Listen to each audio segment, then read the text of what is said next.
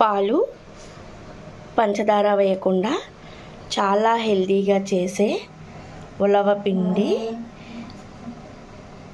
సగ్గుబియ్యం పెసరపప్పుతో చేసిన ఉలవ జావా రెడీ.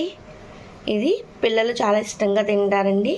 ఉలవపిండితో చాలా హెల్త్ ప్రయోజనాలు ఉన్నాయి. మీరు కూడా తప్పకుండా ట్రై చేయండి. స్వీట్ ఉలవపిండి జావ చేయడానికి 1 కప్పు మనం ప్రిపేర్ చేసుకున్న ఉలవపిండి, అలాగే 1 కప్పు బెల్లం. స్టవ్ పై కడాయి పెట్టుకొని స్టవ్ వెలిగించుకొని దీంట్లోకి 4 కప్పుల వాటర్ వేసుకుందాం.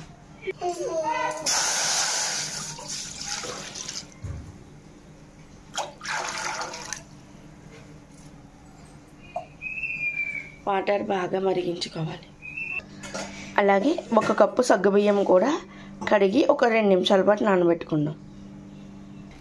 ఇలా వాటర్ మరుగుపడుతున్నప్పుడే దీంట్లో మనం తీసుకున్న ఈ కప్పు సగ్గుబియ్యం వేసేసుకోవాలి. ఒక అరగంట సేపు నానబెట్టుకున్న పెసరపప్పును కూడా ఈ సగ్గుబియ్యం ఉడికేటప్పుడు వేసేసుకోవాలి.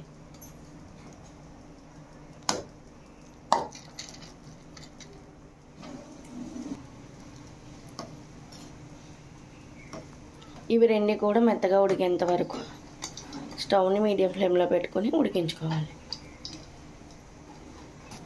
మనం తీసుకున్న ఈ ఉలవపిండిలో వాటర్ వేసుకొని ఉండలు లేకుండా కలిపేసుకోవాలి. ఇలా ఉండలు లేకుండా కలిపేసుకోవాలి.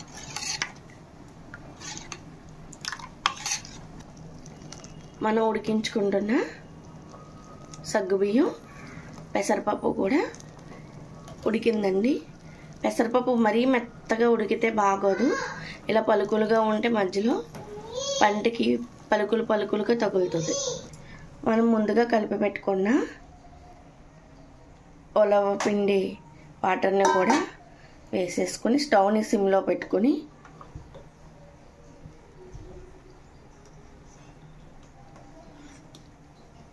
ఒకసారి బాగా కలిపేసుకుందాం.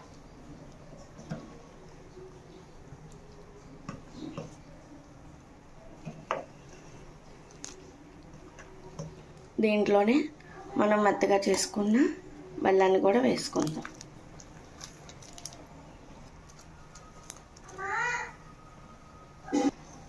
బెల్లం అంతా కరిగేంత వరకు కలుపుతూ ఉండాలండి. ఇలా మొత్తం అన్నీ ఉడికిన తర్వాత కొంచెం యాలకుల పొడి కూడా వేసుకొని దీనిని కూడా బాగా కలిసేటట్టు కలిపేసుకుందాం. జావా ఇలా దగ్గర పడింది కదండి. ఇప్పుడు దీంట్లో మనం వేయించుకున్న జీడిపప్పు పలుకులను కూడా వేసేసుకొని కలిపేసుకుని స్టవ్ ఆఫ్ చేసుకుందాం. ఎంతో టేస్టీగా ఉండే ఉలవపిండి జావా రెడీ.